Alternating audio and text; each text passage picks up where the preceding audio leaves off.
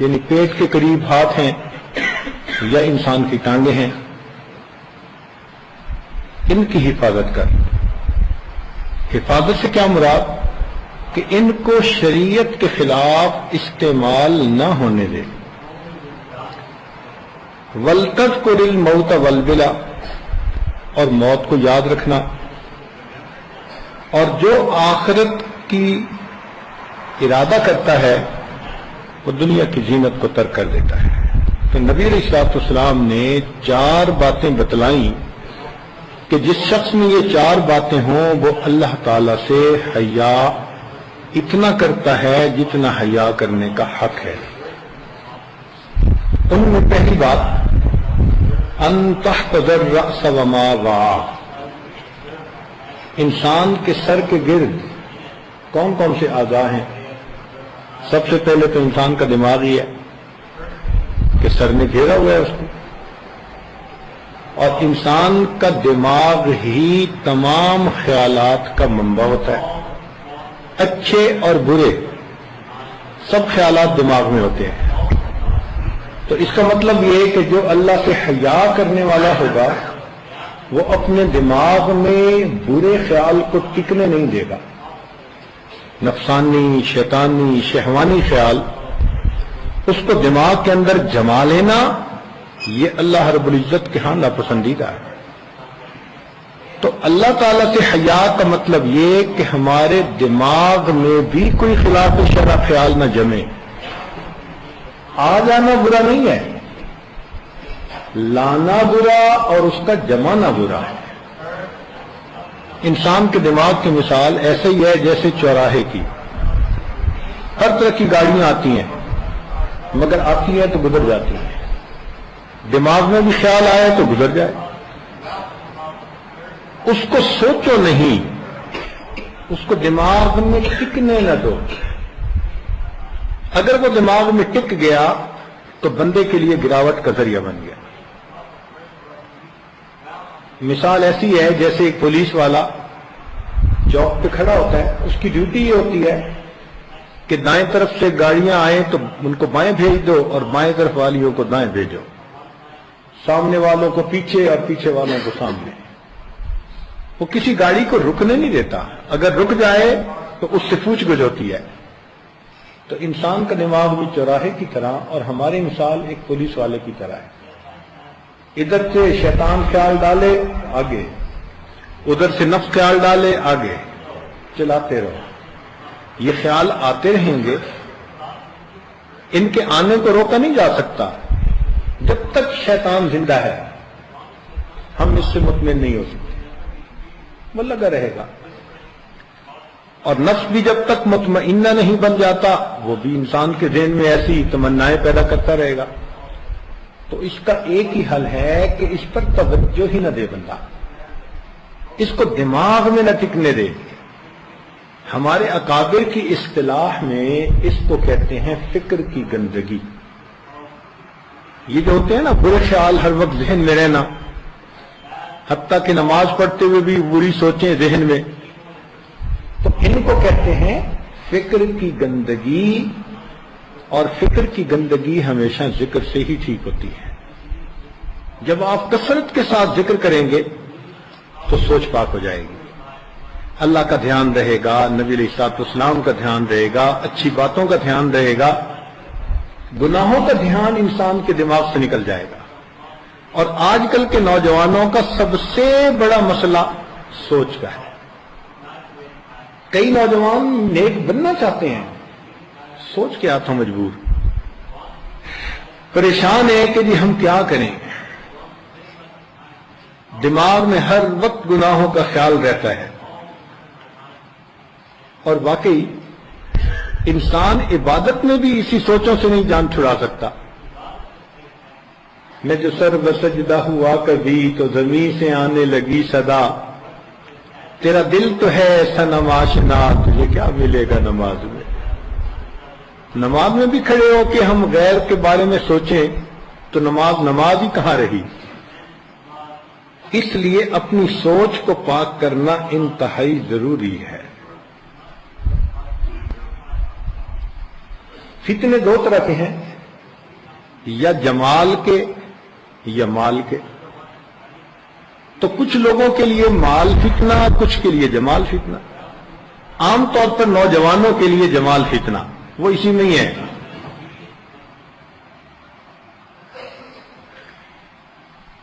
وہ شاعر نے کیا شعر لکھا؟ ہند کے شاعر و صورت گرو افسانہ نویس، آہ بیچاروں کے اعصاب پہ عورت ہے سوار. جس کا شعر پڑھ لو بس وہی عورت سے متعلق، افسانے پڑھ لو عورت سے متعلق، کہانیاں پڑھ لو عورت سے متعلق. یوں لگتا ہے کہ ان کی 24 گھنٹے کی سوچ ہی اسی کے بارے میں ہے.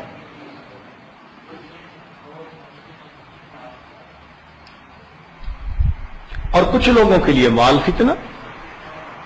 اکثر بزنس مین، ان کو 2 ضرب 2 4 کی فکر رہتی ہے، 99 کا چکر. نماز میں بھی انہی دھیان اور انہی خیالات میں ہوتے ہیں. چنانچہ ایک جگہ امام صاحب نے 4 رکعت کی جگہ 2 پہ سلام پھیر دیا. تو کسی نے کہا کہ حضرت آپ نے آج 2 پہ سلام پھیرا. ان کا نہیں، میں تو 4 پہ پھیرا. اب لوگ بھی متذبذب تھے کہ 4 ہیں یا 2 ہیں. ایک بڑے میاں کہنے لگے مولانا پکی بات ہے کہ آپ نے 2 پڑھی ہیں. تو وہ بڑے حیران ہوئے کہ بھئی واقعی بڑے میاں کا دھیان پکا. خیر انہوں نے نماز تو لٹا دی. بعد میں پھر بڑے میاں صاحب سے پوچھا کہ بھئی اللہ تعالیٰ نے آپ کو نماز میں خوب دھیان دیا، بڑے یقین سے آپ نے بات کی. وہ کہنے لگے ہاں 4 بیٹے ہیں اور ہر رکعت میں ایک بیٹے کے کام کا حساب کرتا ہوں. تو آج 2 کا حساب کیا تھا، باقی کا رہ گیا تھا. اب اگر نمازوں کا یہ عالم ہو تو سوچئے کہ پھر عبادات کا کیا اجر ملے گا. اس لیے حدیث پاک میں آتا ہے کہ قرب قیامت میں سب سے پہلے جو چیز اٹھائی جائے گی وہ نماز کی حضوری ہے. تم دیکھو گے کہ مسجد لوگوں سے بھری ہوئی ہوگی، مگر ایک بھی ایسا نہیں ہوگا جو دل سے ہم وقت اللہ کی طرف متوجہ. اور واقعی آج ایسا نظر آتا ہے کہ نماز کی حضوری آج بہت کم لوگوں کو حاصل ہے.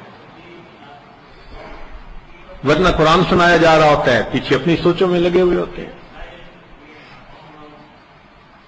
تو اپنی سوچ کو پاک کرنا انتہائی ضروری. ہمارے بزرگ اتنا اللہ کا ذکر کرتے تھے کہ یہ سوچیں ان کو آتی نہیں تھی. حضرت شیخ الحدیث رحمۃ اللہ علیہ نے لکھا ہے فضائل نماز میں کہ ایک بزرگ سے پوچھا گیا کہ حضرت آپ کو نماز میں دنیا کا خیال آتا ہے؟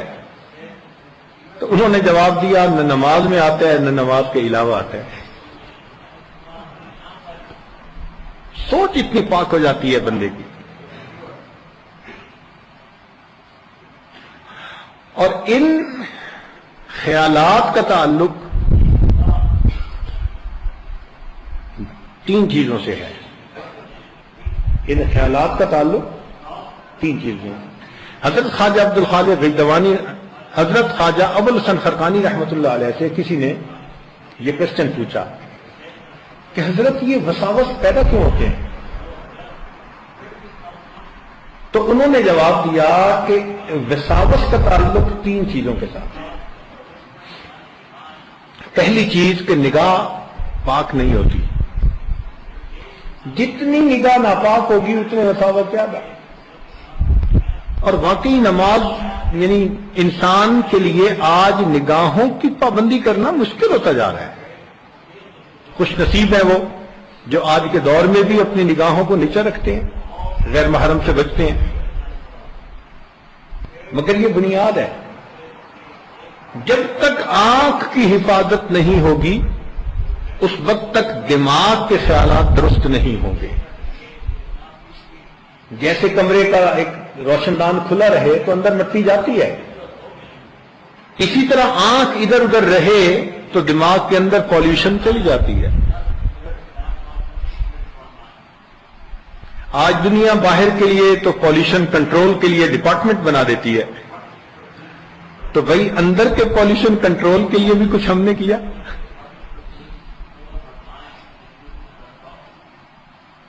اور یہ ایک ایسا گناہ ہے کہ جس کا عمر کے ساتھ تعلق نہیں ہے. نوجوان یہ نہ سوچیں کہ جی بس نوجوان ہیں اس لیے خیال آتے ہیں، نہیں، بوڑھوں کو اس سے بھی زیادہ آتے ہیں.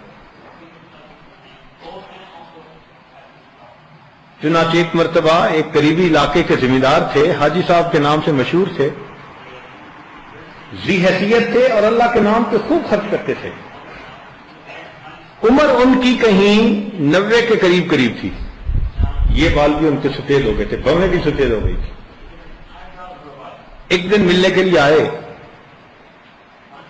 تو میں نے پوچھا کہ کیسے آنا ہوا، تو جواب میں ان کی آنکھوں سے ٹپ ٹپ آنسو گرنے لگے.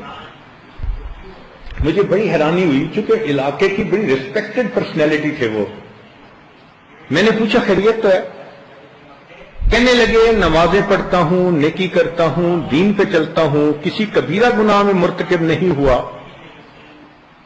یہ عمر میری پہنچ گئی ہے اور اس وقت تک میری نگاہ میرے قابو میں نہیں ہے.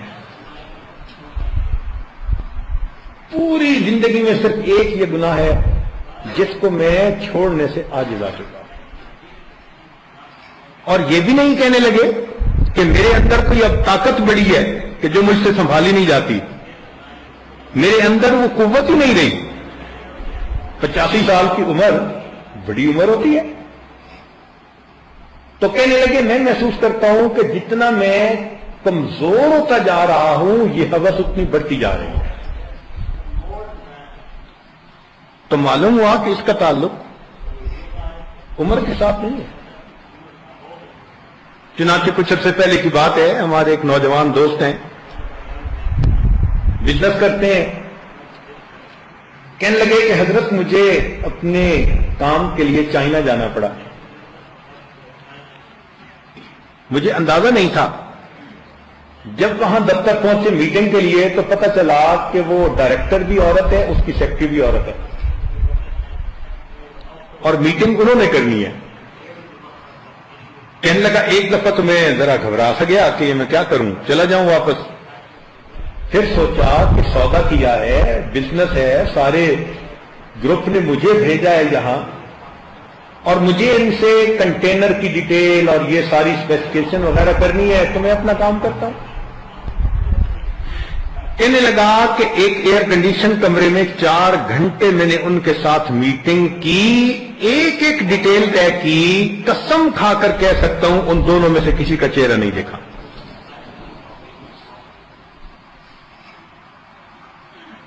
اور 30 میں عمر ہے، 35-36 عمر ہوگی زیادہ سے زیادہ.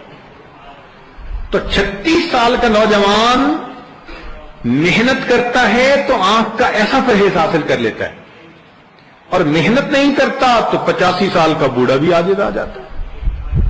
تو اس کا تعلق محنت کے ساتھ ہے، عمر کے ساتھ اس کا تعلق نہیں ہے.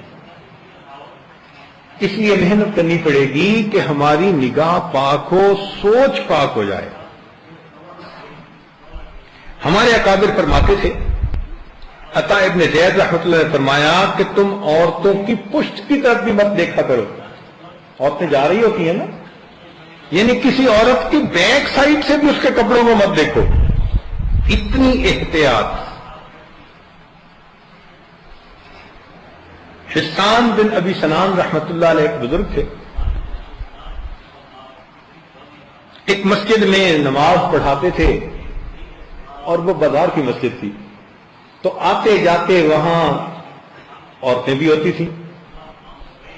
تو ایک دن گھر داخل ہوئے مسکراتے ہوئے تو بیوی صاحبہ کو ذرا شک پڑا کہ آج مسکراتے آ رہے ہیں، کہیں کوئی باہر پری چہرہ تو نہیں نظر آ گئی. یہ اللہ کی بندیاں، ان کی اپنی ایک دنیا ہوتی ہے.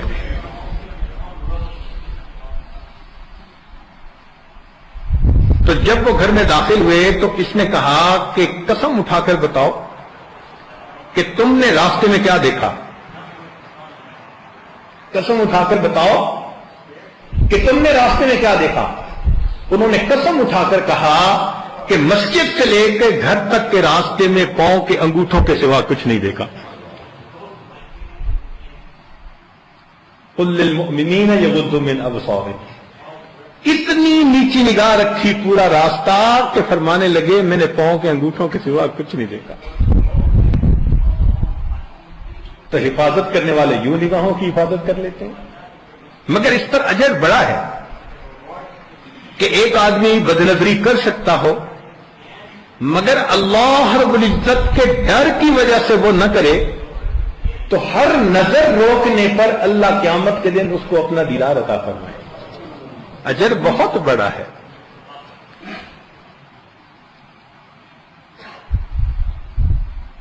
تو اپنے سر اور اس کے جو ارد گرد کے اعضاء ہیں ان کی حفاظت کرنا. اور آج جس دور میں ہم زندگی گزار رہے ہیں بہت مصیبت کا دور ہے.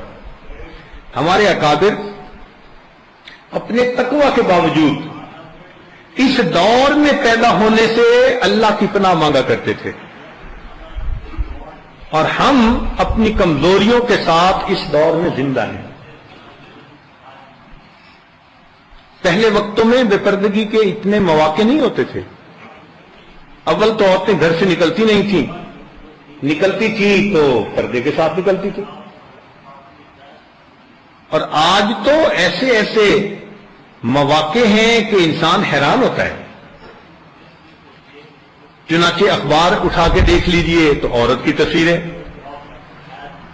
رسالہ اٹھا کے دیکھ لیجئے عورت کی تصویریں، کوئی ایڈورٹائزمنٹ بورڈ دیکھ لیجئے عورت کی تصویریں. آج عام لوگوں کے گھروں میں جو ٹی وی ہیں عورت کی تصویریں، وی سی آر عورت کی تصویریں. اور یہ جو کمپیوٹر کے اوپر انٹرنیٹ ہے یہ مصیبت ایسی کہ عورت ہی کی تصویر. آج بدنظری کے لیے کسی کو گھر سے باہر نہیں نکلنا پڑتا. بند کمروں میں گھر کے باقی لوگ سو جاتے ہیں اور بچہ پڑھنے کے نام پر انٹرنیٹ کا کنیکشن لیا ہوا ہے اور اب پڑھ رہا ہے. تو نوجوان بچے ہنستے ہیں، ہم کتابیں نہیں پڑھتے، ہم انسانوں کو پڑھ رہے ہوتے ہیں. یعنی کتابیں پڑھنا بند، اب بندے کے جسم کو پڑھ رہے ہیں، دیکھ رہے ہیں اس کو. تو بدنظری کے مواقع زیادہ ہو گئے. ایسے وقت میں جو انسان نگاہ کی حفاظت کرے گا اللہ تعالیٰ کی طرف سے اجر بھی بہت زیادہ پائے گا. جب کوئی کام مشکل ہو تو اجر بڑھا دیا جاتا ہے. دستور ہے کہ مارکیٹ میں جو چیز کم ملتی ہو نا اس کا ریٹ بڑھا دیتے ہیں. ہم دیکھتے ہیں کہ جب سبزی کم ہوتی ہے تو ٹیڑھی میڑھی سبزی کو بھی ماشاءاللہ فل قیمت پہ خریدنے والے ہوتے ہیں، جی دے دو جیسی بھی ہے. تو آج کے دور میں آنکھوں کی پرہیز کرنے والے لوگ کم ہیں. جو کرے گا وہ اللہ رب العزت کا مقبول بندہ جلدی بنے گا.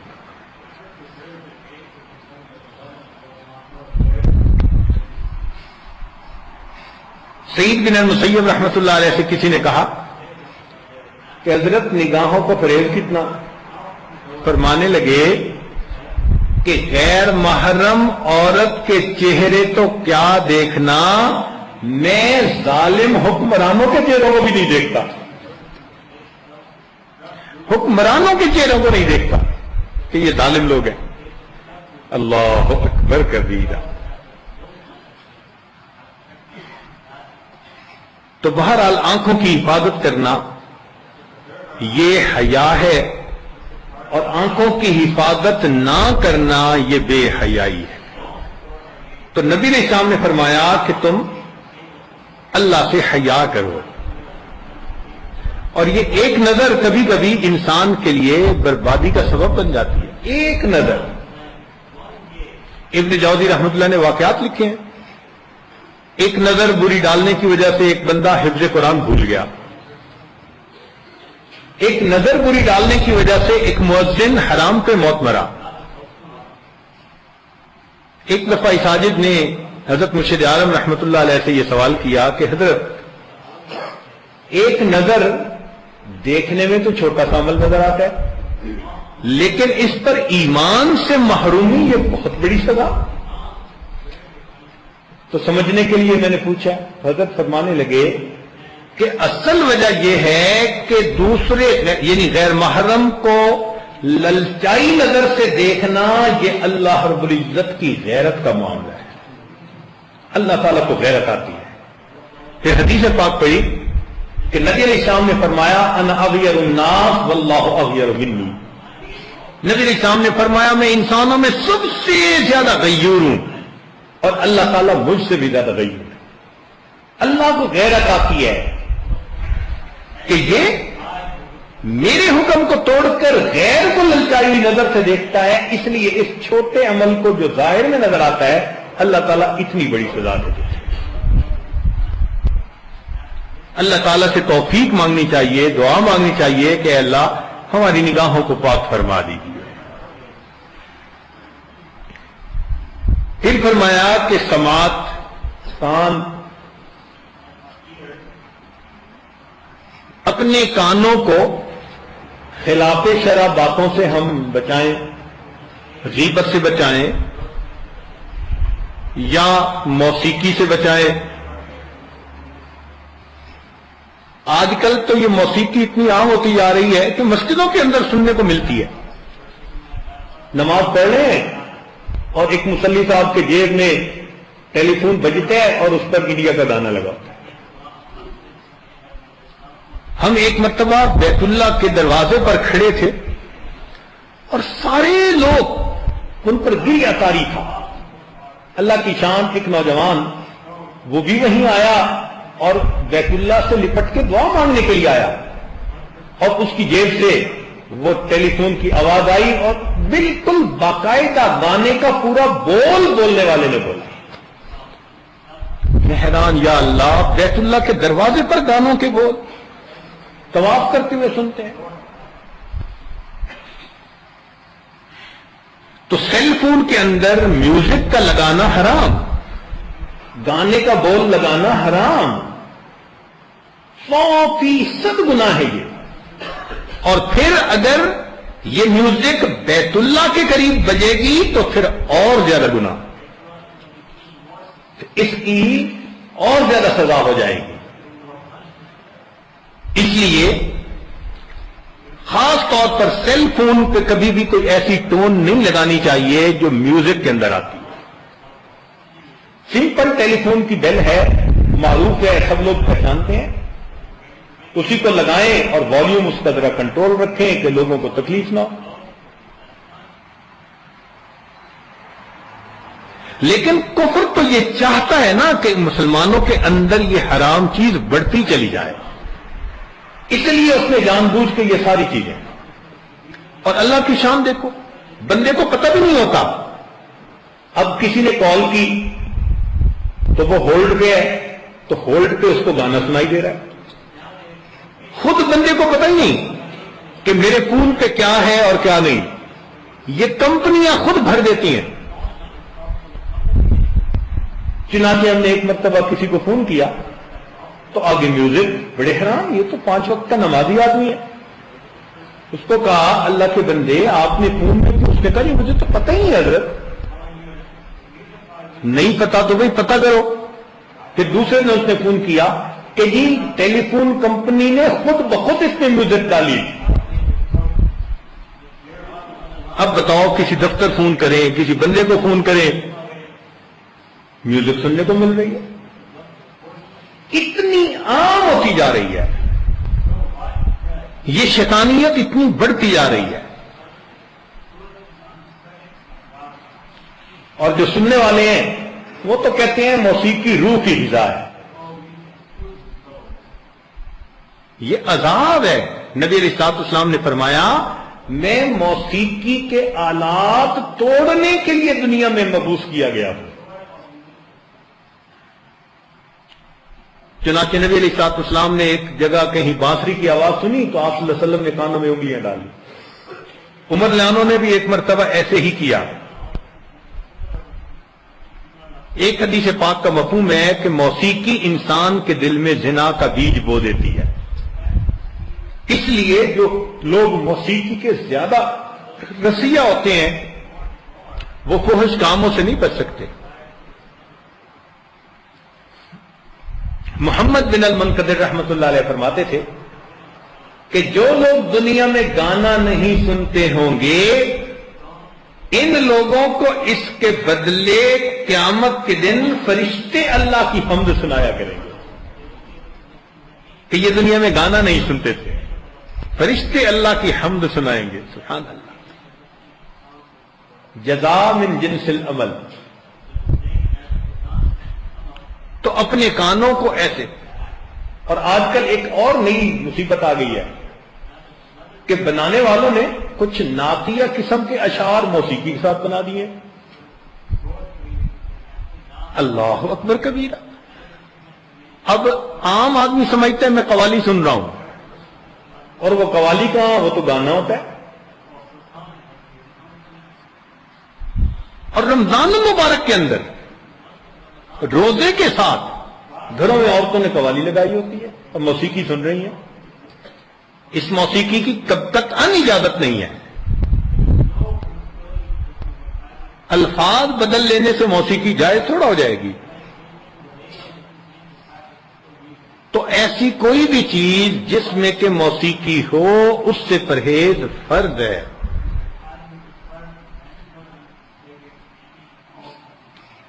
تیسری چیز ہے ناک سونگھنا. چنانچہ انسان کوئی ایسی چیز نہ سونگھے جو خلاف شرع. حضرت عمر رضی اللہ تعالیٰ عنہ کے پاس ایک مرتبہ خوشبو آئی تقسیم ہونے کے لیے، تو آپ نے اپنے ناک کے اوپر ہاتھ رکھ کے اس کو بند کر لیا. کسی نے کہا کہ حضرت آپ خوشبو لگا تو نہیں رہے نا؟ فرمایا اس کی خوشبو آنا ہی اس کا استعمال ہوتا ہے.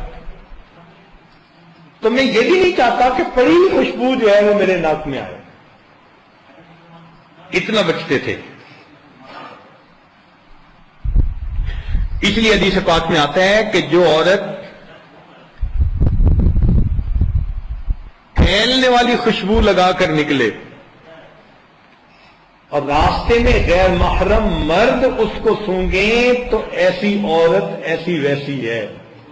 حدیث مبارکہ میں فرمایا گیا، نبی علیہ السلام نے فرمایا کہ خوشبو لگا کے نکلنے والی عورت ایسی ویسی ہوتی ہے. اب ایسی ویسی کا معنی سمجھ لیجئے، بدنیت ہوتی ہے، غیر محرم مردوں کو متوجہ کر رہی ہوتی ہے. تو مردوں کو پھیلنے والی خوشبو لگانے کا حکم، اور عورتوں کو ایسی خوشبو جو پھیلے نہیں رنگ والی ہو وہ خوشبو لگانے کا حکم ہے. بس اس کی خوشبو اس کا خاوند ہی سونگھ سکے. اور آج کل تو کفر نے عورتوں کی خوشبوئیں بنائی ایسی دی ہیں کہ لگتا ہے کہ شاید میٹروں کے حساب سے دور سے آ رہی ہوتی ہے. اور ایسے حیران کن ان کے نام کہ انسان پریشان ہو جاتا ہے. ایک خوشبو کی دکان پر خوشبو پڑی ہوئی تھی اور اس کا نام تھا کم کلوزر. اب بتائیں کہ عورت اگر یہ خوشبو استعمال کرے اور نام کیا ہے کم کلوزر. یا اللہ. اس لیے کہ کفر چاہتا ہے کہ بے حیائی پھیلے. اب اس کے بالمقابل مسلمان مردوں اور عورتوں کو اپنے ایمان کی حفاظت کرنی چاہیے.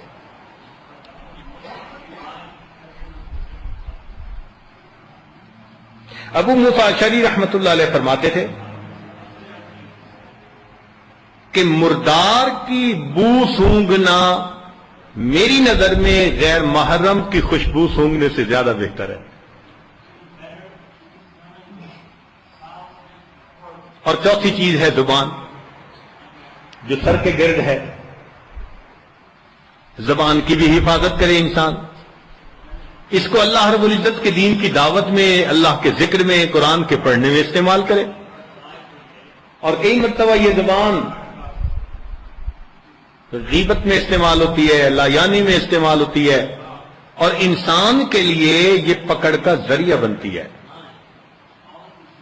ابوبکر صدیق لعنہ روایت فرماتے ہیں کہ نبی علیہ السلام نے فرمایا کہ ہر روز جسم کے اعضاء زبان سے یہ کہتے ہیں تو سنبھل کے رہنا، تیرے نہ سنبھلنے کی وجہ سے ہم جہنم میں جائیں گے.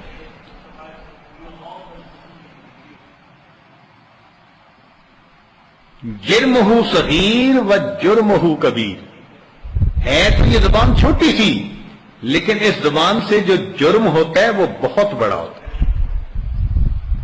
کسی کو کمینہ کہہ دیا، کسی کو ذلیل کہہ دیا، کسی کو بے ایمان کہہ دیا۔ اب کہنا تو آسان، لیکن قیامت کے دن ان الفاظ کو پروو کرنا کتنا مشکل کام۔ اور غصے میں انسان ایسی بات نکال جاتا ہے منہ سے۔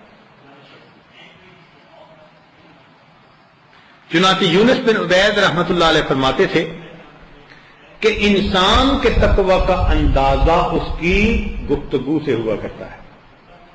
حضرت علی عنہ فرماتے تھے المرء تحت لسانہ، کہ بندہ اپنی زبان کے نیچے چھپا ہوا ہے۔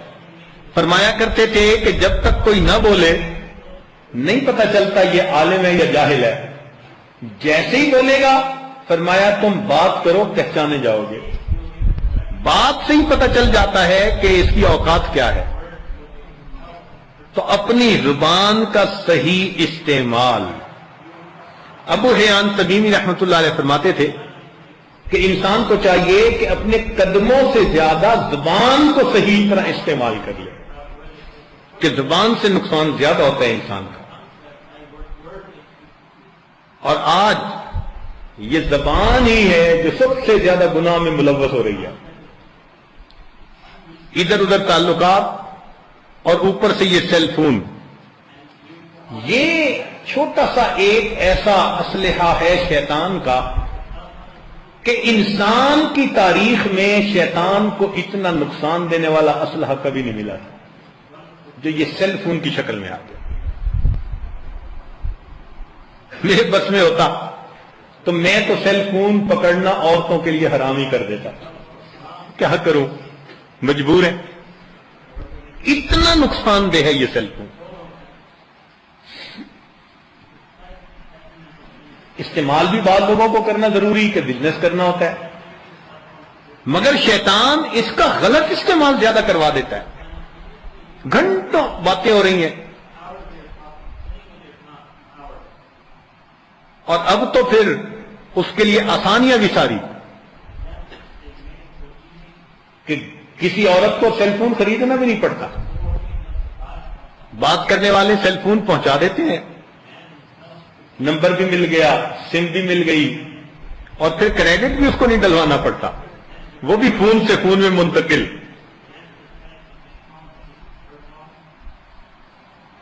بس اس کا کام ہوتا ہے کہ سیل فون کو چھپا کے ایسی جگہ رکھے کہ جہاں گھر کے لوگوں کو پتہ نہ چلے، اور جب گھر کے لوگ سو گئے اب گھروں میں کمروں میں بچیاں عورتیں فون کر رہی ہیں۔ بہت زیادہ نقصان دہ ہے۔ پہلے وقت میں غیر محرم عورت سے بات کرنا ہی ایک مشکل مرحلہ ہوتا تھا، موقع ہی نہیں ہوتا تھا۔ آج تو ٹیلی فون کی کمپنی لکھتی ہے بینر، کرو بات ساری رات، اور ریٹس بھی انہوں نے ایسے کیے ہوئے ہوتے ہیں کہ رات کے وقت ریٹ فری۔ کالج کا ایک نوجوان کہنے لگا 4 5 5 گھنٹے نوجوان لڑکے لڑکیاں باتیں کرتے ہیں ایک دوسرے سے۔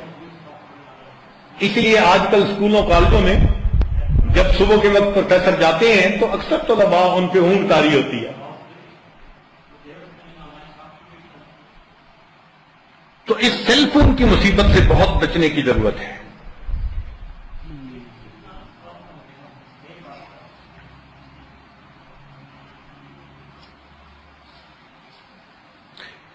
تو پہلی بات فرمائی، سر اور وہ اعضاء جو سر کے گرد ہیں، تو سر سے مراد انسان کا دماغ کی سوچ کو ٹھیک کر لے، اور اپنے کانوں سے خلاف شرع چیز نہ سنے، آنکھوں سے خلاف شرع چیز نہ دیکھے، زبان سے خلاف شرع بات نہ کرے، اور ناک سے کوئی خلاف شرع چیز نہ مہک نہ سونگے۔ پھر اگلی بات فرمائی گئی والبطن وما حوا، اور پیٹ کو جن چیزوں نے گھیرا ہوا ہے۔ تو اول تو پیٹ ہی کی بات کرتے ہیں کہ پیٹ میں انسان حلال لقمہ ڈالے۔ یہ ایک لقمہ حلال انسان کے پیٹ میں جب جاتا ہے تو اس کے بدلے انسان کا وہ گوشت بنتا ہے جو نیکی کر کے سرور پاتا ہے. اور حرام کا یہ نقصان ہوتا ہے کہ بدن کا جو گوشت بنتا ہے جب تک گناہ نہ کر لے اس کو اس وقت تک چین نہیں آتا.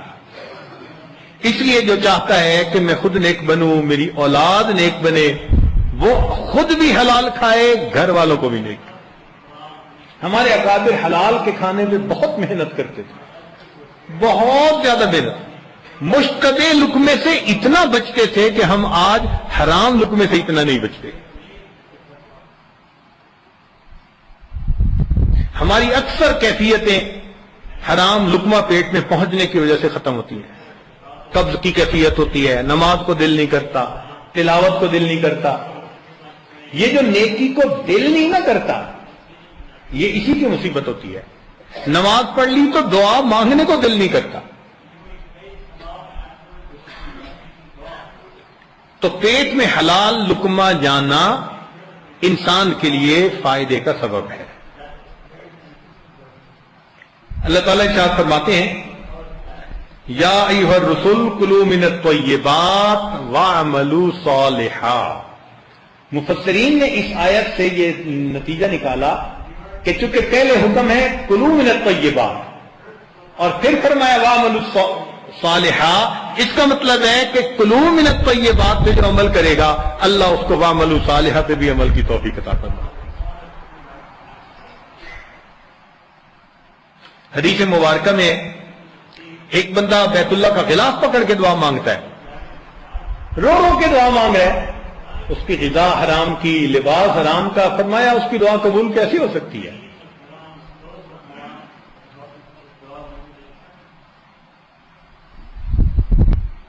چنانچہ دارالعلوم دیوبند میں ایک بزرگ تھے، ننھے میاں ان کا نام تھا. تو دارالعلوم کے اساتذہ کی وہ پورے سال میں ایک مرتبہ دعوت کیا کرتے تھے. اور کام کیا کرتے تھے؟ گھاس کاٹتے تھے. تو گھاس کاٹنے والے کی آمدنی تو بہت تھوڑی ہوتی ہے، تو وہ تھوڑا تھوڑا ایک ایک پیسہ کچھ بچا بچا کے رکھتے رہتے پورا سال. اور سال کے بعد اتنی بچت ہوتی کہ اساتذہ کو ایک وقت کا کھانا کھلاتے. تو دارالعلوم کے اساتذہ فرماتے ہیں کہ ہم ان کی دعوت کا پورا سال انتظار کرتے تھے، اس لیے کہ جب ان کے گھر کا کھانا کھاتے تھے 40 دن ہمیں اپنی نمازوں کی حالت پہلے سے بہتر نظر آتی تھی. ایک کھانے کی برکت 40 دن تک نظر آتی تھی.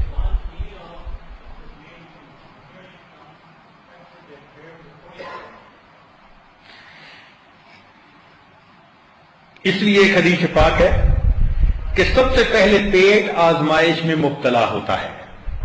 ہمارے اکابر حرام سے کتنا بچتے تھے، ذرا غور کیجئے کہ ایک عورت آٹا گوندھ رہی ہے، ایک عورت گھر کے اندر آٹا گوندھ رہی ہے، اسے اپنے خاوند کے مرنے کی اطلاع ملی، اس نے آٹا گوندھنا چھوڑ دیا. تو کسی نے پوچھا کہ آٹا تو گوندھ لو، کہنے لگی نہیں اب اس میں وہ رضا کا حق شامل ہو گیا. یا اللہ، عورتوں کے اندر حلال اور حرام کی اتنی تمیز تھی. کہنے لگی اب اس آٹے کے اندر وہ رضا کا حق ہے، میرا حق نہیں رہا. اتنا خیال کرتے تھے.